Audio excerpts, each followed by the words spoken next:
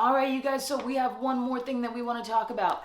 This thing is our outline. Now, the outline for any essay is super, super important. In my class, though, the outlines are optional. Now, I do certainly recommend that you do them because they really will help you understand kind of the bigger picture you're trying to convey and make sure your ideas are slotting in a way that makes sense for the reader. Okay, everything in an outline comes from the thesis statement. The thesis statement dictates what's happening in the rest of your essay, as it should in your outline as well. So let's take a look at the outline documents here. Okay, so this is the template that you can find on Blackboard. Essentially, the outline is going to show you all of the major components of your essay. So let's just go through these. All right, so we have our normal stuff, right? Our header, our heading over here. We have our title, an introduction. We worked through an introduction in the previous video, so go back and check that out if you haven't had the chance yet. And then we identify our thesis statement because that's the last line of our introduction.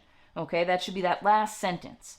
Now we move into this. Now we see a lot of Roman numerals and letters and things like that. Well, what in the world are those for? Well, this Roman numeral is identifying this is one paragraph. Okay, one body paragraph. Everything that happens inside this one Roman numeral is all in support of this one big main idea here. Okay, so that big main idea is our topic sentence. And we get the information about what's going to be inside that topic sentence from our thesis.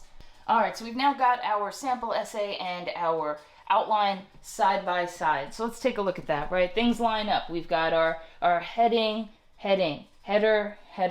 We have a title. Boom, there's the title. And then we have our full introduction. That happens in this paragraph there. That checks that box. So now let's focus on this sample document, right? Because we have Pokemon Go offers daily challenges. Okay, is that the best topic sentence? No, it's not. But does it identify everything that it needs to? Let's see what it would need to define. It needs to say something about Pokemon Go, okay? Because we have to link back into the thesis statement. So it says Pokemon Go, and we need to talk about the first forecast element from our thesis. So in this case, daily challenges. So we've got daily challenges there, and we say something about daily challenges here. Now, this topic sentence would be stronger if it said something like Pokemon Go offers players daily challenges for long-lasting competition or something like that, okay? That would be stronger. So you want to make sure that in yours, you kind of develop a little bit further. But as far as basics go, this outlines the major elements. This is a good starting point, okay? And then, because topic sentences are essentially baby thesis statements that cover the information in the paragraph, everything in that paragraph should be about those daily challenges and what Pokemon Go offers the player as part of those daily challenges. All right, so you can kind of see that on the outline here, right? So the topic sentence reminds the reader of the statement of purpose and the forecast element from the thesis statement. Boom, so we covered that. Okay, and then we have to offer supporting detail 1, which helps to assert why forecast element 1 helps explain your position indicated by the statement of purpose. Okay, well that's a lot of big words. So what does that ultimately mean?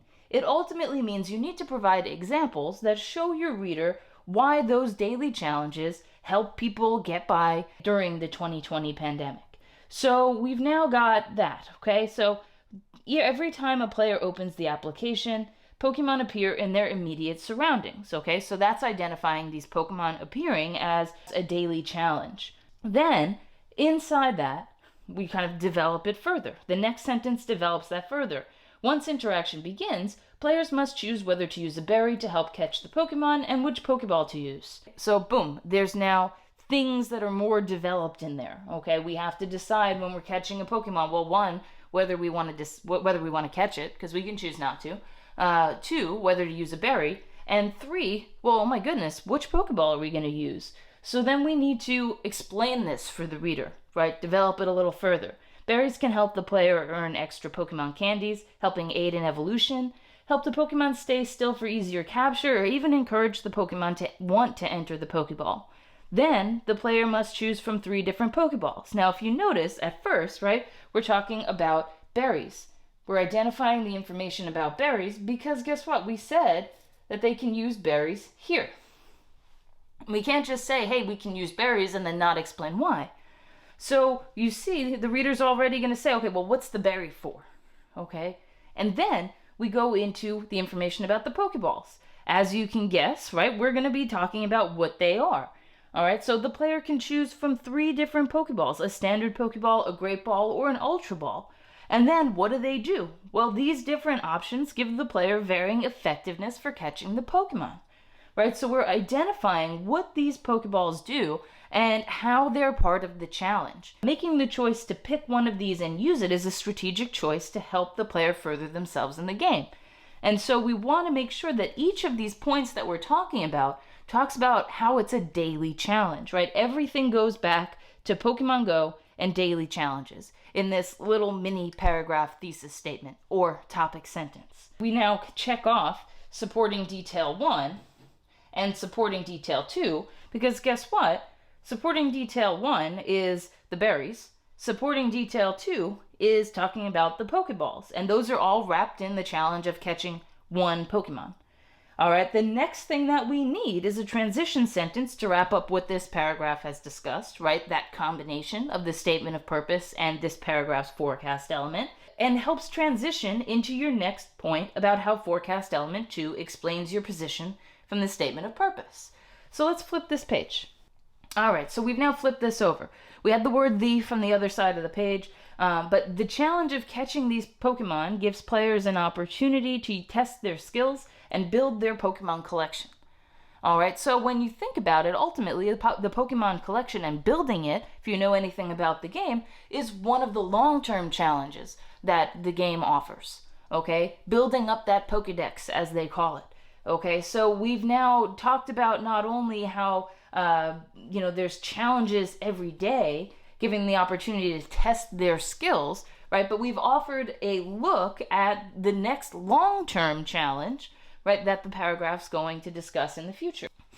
Okay, so now not only has this sentence shown the daily challenge of catching a Pokemon and kind of wrap that up a little bit, but we also move into a more long-term challenge, which is building the Pokemon collection, right?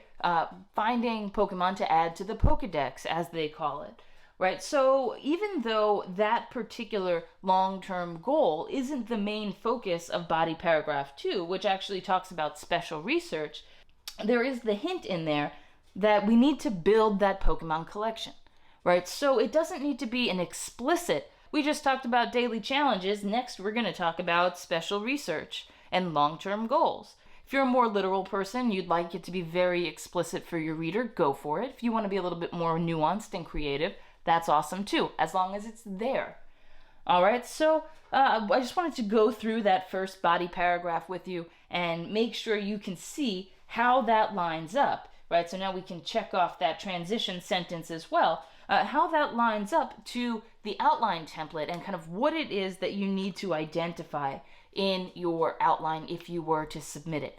If you decided not to submit it, that's totally fine as well. It's totally up to you. It's an optional assignment. I do strongly recommend it, but it's your choice.